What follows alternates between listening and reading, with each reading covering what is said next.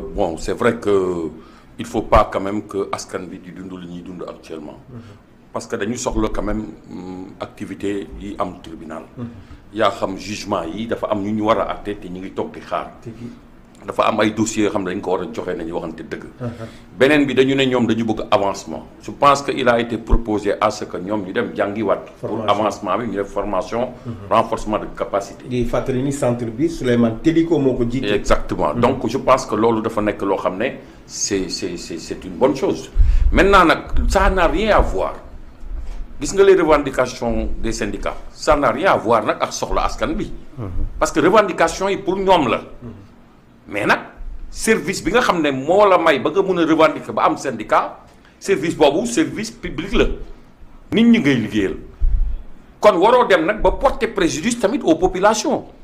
je pense que qu'est-ce qui est prioritaire le service public c'est un service obligatoire boo war a def parce que moom lañ lay fay mun nga def say revendication nag mais il faut servir les populations.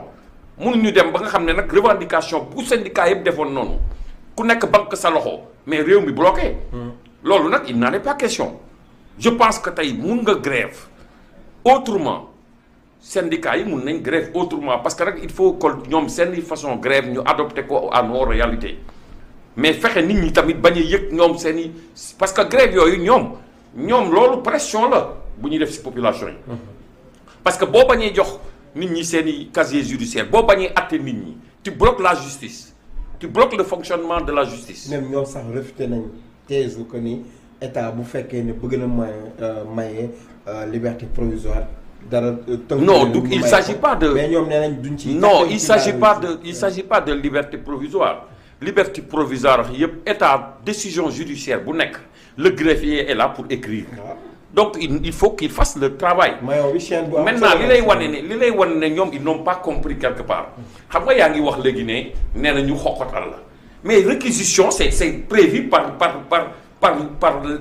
les textes. réquisition bu ñu demee ba benn moment. réquisition mais l'autorité judiciaire peut réquisitionner. qui que ce soit un magistrat un fonctionnaire mun nañ la réquisitionner. réquisitionner c'est que tu n'as pas le choix.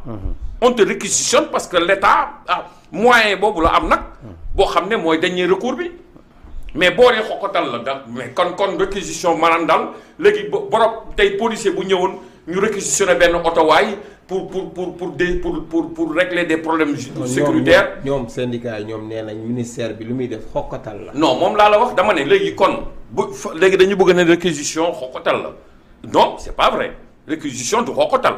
réquisition moyen bu ñu tegal autorité judiciaire bi la pour que bu ñu bëggee réquisitionner sa kër ñu réquisitionner ko bu ñu bëggee réquisitionner sa oto pour les services pour la sécurité et autres ñu réquisitionner ko maanaam amoo si pexe tey mun ngay dawal sa oto ñu arrêté la yoon réquisitionner ko pour la sécurité. te loolu dañ ko war a nangu nag ñun ñëpp dañu war a plier wu quand il s'agit de réquisition par exemple. mun nañ réquisitionner sa kër sax. pour d'autres besoins mais boo jëlee nag loolu nga tuddee ko xoqatal dafa am nu muy niru xoqatal du loolu xoqatal mooy ñu ñëw di la def looloo xam ne yoon mayu la ko yoon mayu leen ko mayu la ko ñu utiliser loo xam ne du yoon mayu la ko pour def loolu loo bëggul def loolu mooy xoqatal mais lii dañu utiliser lu légal. il faut pas que ñoom nag ñi nga xam ne tamit dañuy liggéeyal service public bi bu ñuy wax ak askan bi dañuy wax loo askan bi mun a dégg tamit. nous on n'a rien contre eux au contraire nous soutenons la revendication des syndicats mais à la limite nag c'est la population qui souffre de cette affaire-là. ñoom qu'ils n'ont qu'à penser à ceux qui sont dans les prisons qui attendent qu'on les juge ils n'ont qu'à penser à ceux qui ont besoin de leur papier au niveau du tribunal ñiy def jugement ñi nga xam ne dañu soxla ay papier casier judiciaire ak yeneen je pense que su demee ministre de la justice bu demee ba wax réquisition parce que de foofu loolu la dese réquisition nag day fekk yow nag amatoo pexe nañ ko wax mu jeex nañu nangul autorité judiciaire réquisition bi mu jël. nañ ko nangul. D'accord. Mais c'est l'occasion aussi de parler des assises de l'administration parce que l'administration sénégalaise aussi dafa am loo xam ne dañ ko war a def aussi mooy lan que niveau yi nga xam ne ñoo tolloo mooy hiérarchisation bi boo xoolee am na ci enseignement bi am na ci ñeneen souvent loolu mooy indi problème waaye loolu ça demande de profonde réflexion ak des engagements ak volonté parce que du loo xam ne da nga koy defar du jour au lendemain Théo Sané jàng na am na benn niveau bi kii peut-être am na bac plus 2 wala 3 dugg munoo jël Théo Sané nga bëgg ko tool léegi nag métier boobu soo bëggee jël loolu boo ko fi fekkee depuis 1960 ba léegi mu am fi wala dara soo bëggee tey ji nga ne damay réparer juste boobu à la limite tu te retrouves te gis nga tu te retrouves avec une masse salariale bu àgg ci 600 wala 700 milliards par année alors que tey gis nga li nga xam ne génnee nañ ko ci mbir yi ne daanaka administration moo ëpp li muy lekk xaalis kii jëm ci ni réew mi alors que ñoom boo seetee matuñu sax ay yenn lim yi daanaka ay 200 wala 300 mille personnes wala 150 000 personnes yoo xam ne jël nañ leen maintenant boo bëggee nag secteur bu ne pay ji bu demoon ci justice li ma bëgg a wax mooy nga jaar di jàppale si seen hiérarchisation c'est vrai que les enseignants yi nga xam ne àgg nañ benn niveau bi aussi dañuy kaas ñeneen ak ñeneen dañuy kaas donc loolu moo waral tey jii ñu defaat benn waxtaan ci mbir yi boo xam ne progressivement dinañ réparer injustice bi nga xam ne peut-être amoon na ci les agents de l'administration du Sénégal. Mais d'où l'importance des concertations.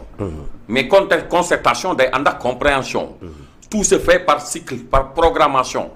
du da ngay ñëw au contraire il faut pas que parce que man fi ma gis li ma gis nii li ñu bëgg a def nii du sotti. Il faut pas ñu mettre la pression sur les populations. nañu dem liggéeyi. Ça n'empêche pas nga def ses revendications mais il faut qu'ils travaillent aussi hein. Il faut qu'on arrête. nañ dem liggéeyi su état demee ba réquisitionné parce que dañu amul pexe d'accord naa li nga wax war nañ toog waxtaan mais loolu au fur et à mesure lañ koy régler et ça peut concerner plusieurs secteurs léegi boo bàyyee lii mu jàll yeneen secteurs ils vont mettre la pression duma liggéey kii tamit il met la pression nañu xam ne l'administration moo leen jàppale ñoo leen jox liggéey ñu ngi liggéeyal administration du ñëpp lay fay xaalisu askan bi lañ leen di fay dañ leen di fay xaalisu askan bi pour le service public xam nga grève du tax dañ lay fay am déet ñi ngi grève ñi ngi leen di fay mais y a le service minimum nañu takk ay brassard nañu wàññi temps bi ñuy liggéey mais qu'ils travaillent au moins mais si ñuy joxe certificat d'inhumation banque seen loxo ñi yor hôpital yi banque seen loxo chauffeurs yi banque seen loxo bu ñëpp defee ni ñoom kon réew mi fu mu jëm. D'accord. te ñoom ils doivent pas servir d'exemple lii ñu def nii bu ko ñeneen ñu suivre musiba ma il faut un moment donné savoir arrêter et servir les populations et l'État n'a qu'un seul moyen actuellement c'est la réquisition ou bien de mettre des militaires à la place. Oui.